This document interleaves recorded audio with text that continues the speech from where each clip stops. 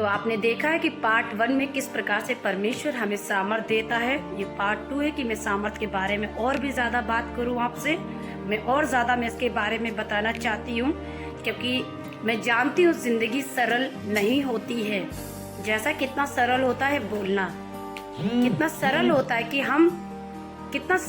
कि हम जो कुछ भी सुनते हैं, जो कुछ भी बोलते हैं, ऐसा लगता है बहुत आसान होता है, लेकिन आसान नहीं होता है। अगर आसान होता तो परमेश्वर कभी भी इस संसार में अपने सामर्थ्य के काम नहीं करता। अगर आप लूका 1 अध्याय में पढ़ेंगे तो परमेश्वर ने स्वर्गदूत को इस संसार में भेजा, यानी इजराइल देश में भेजा, मरियम के पास भेजा। और जब मरियम को गर्भवती होना था तो स्वर्गदूतों ने आकर बताया कि परमेश्वर की दया और अनुग्रह तुझ पर हुआ है और तू एक गर्भवती होगी और तू एक बालक को जन्म देगी। वो मरियम जो परमेश्वर की आराधना करती, वो मरियम जो परमेश्वर की दृष्टि में धर्मी थी, उसके लिए ये बात बहुत कठिन थी, लेकिन फिर भी परमेश्वर पे उसने विश्वास किया। लेकिन बाइबल कहती है उसने एक सवाल किया, कैसे होगा। तब स्वर्गदूत लोग बोलते हैं, अगर आप 1 अध्याय में पढ़ेंगे तो जरूर से जरूर उसमें आपको मिलेगा। अगर आप चाहते मैं पढ़ दूं तो ठीक है, मैं पढ़ देती हूँ। लूका 1 अध्याय, जब मैं सामर्थ के ऊपर मेरा संदेश चल रहा है तो मैं आपके सामने रखना चाहती हूँ। लूका 1 अध्याय और 35 पद में लिखा है, स्वर्गदूतों ने उत्तर दिया, पवित्र आत्मा तुझ पर उतरेगा, परम प्रधान की सामर्थ तुझ पर छाया करेगी, इसलिए वह पवित्र उत्पन्न होने वाला है, वह परमेश्वर का पुत्र कहलाएगा। हालेलुया। परमेश्वर की सामर्थ छाया करेगी, या मैं यूं कहूँ कि परमेश्वर इतनी सामर्थ देगा कि वो एक लौता एक पवित्र जन तुझ में उत्पन्न करेगा।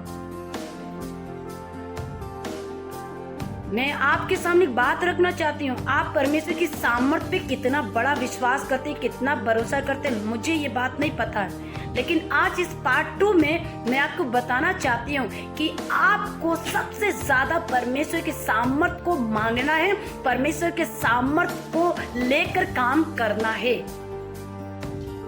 जब परमेश्वर अपनी सामर्थ आपको देगा तो आपको एहसास जानते क्या हो जाएंगे, आपका थकापन खत्म हो जाएगा, आपका हारावापन दिखना बंद हो जाएगा।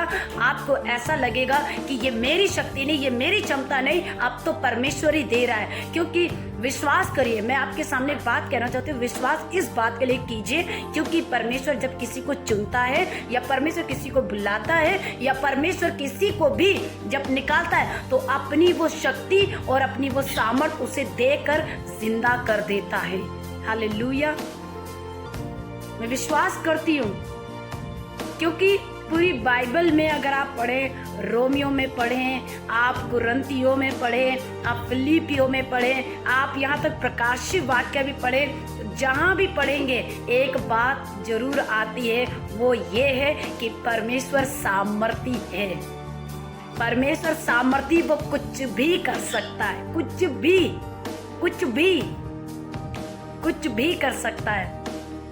मुर्दों को जिंदा कर सकता है, लंगड़ों को चला सकता है। ये बात मैं कह चुकी हूँ, अभी आपके मन में चल रहा होगा कुछ भी का मतलब कुछ भी। सकारात्मक, पॉजिटिव, सकारात्मक, नकारात्मक नहीं, सकारात्मक की बात मैं कर रही हूँ। दुश्मनों के लिए बुरा परमेश्वर कभी भी नहीं करता है।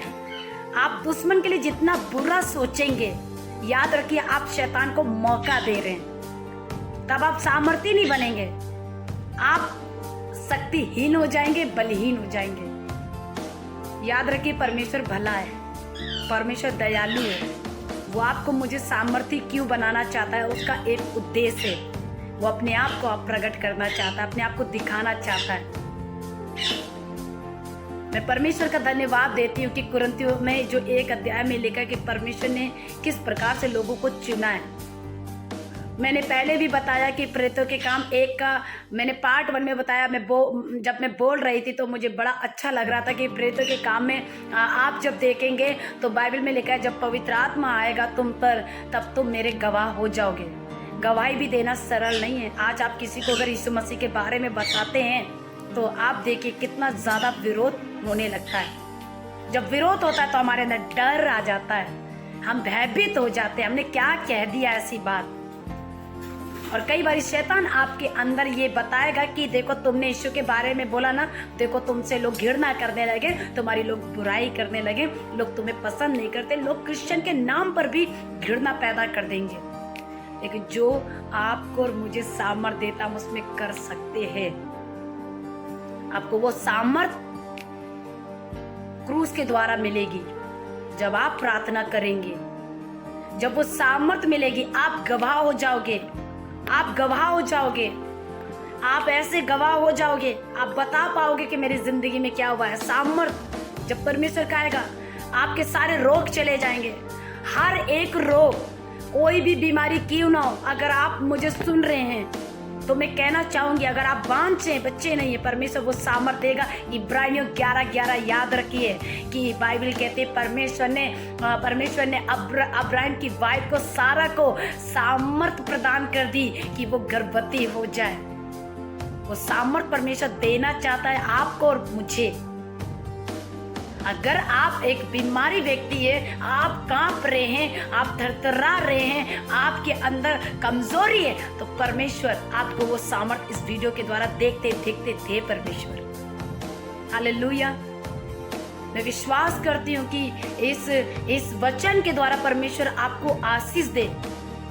मांगिए परमेश्वर से कहिए, प्रभु आज तो मुझे सामर्थ चाहिए। एक विषय रखिए, वरदानों में बाइबल में लिखा है कि 9 वरदानों में एक वरदान है सामर्थ का काम, सामर्थ का वरदान। ये सामर्थ का वरदान क्या है? जब परमेश्वर अपने सामर्थ के काम दिखाते हैं तो आप सोचिए, अद्भुत रीति से हर एक रोगी चंगे हो रहे हैं। मैं बताना चाहती हूँ कि अद्भुत रीति से रोग चंगे हो रहे, आश्चर्य कर्मों से आकाश और पानी थम रहा है।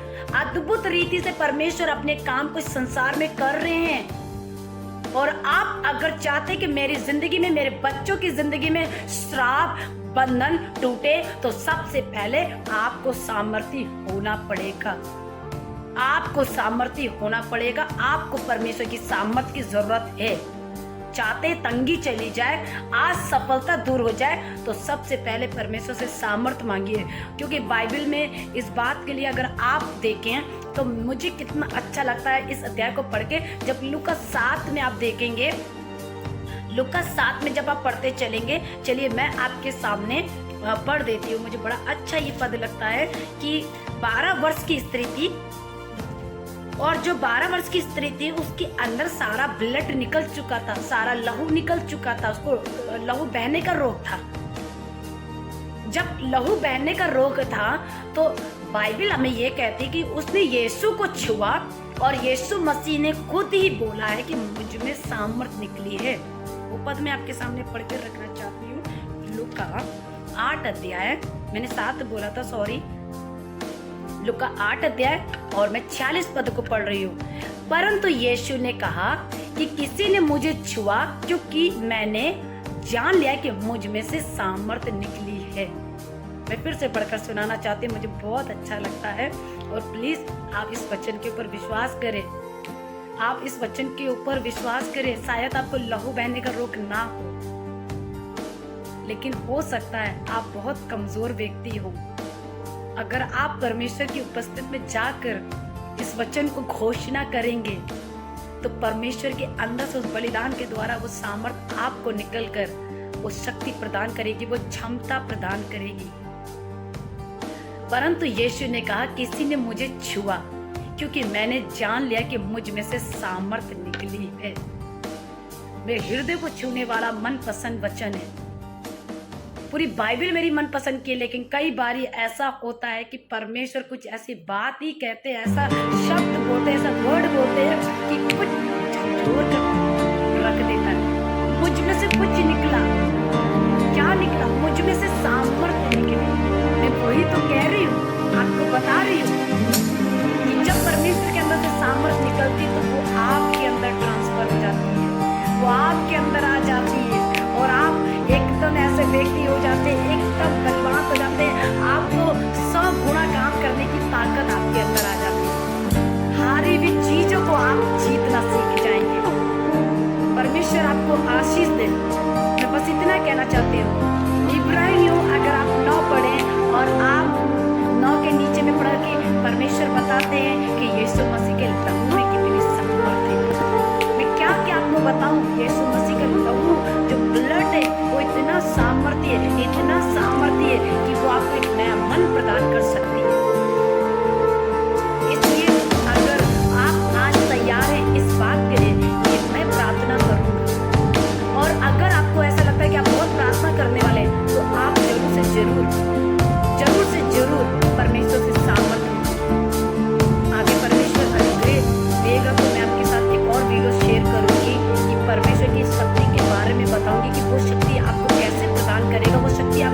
लेना है, वो शक्ति आपको कैसे परमेश्वर शक्ति के द्वारा काम करा सकता है, ताकि आप इस बात को और भी ज़्यादा सीख सकें। Praise the Lord. परमेश्वर आप सबको आशीष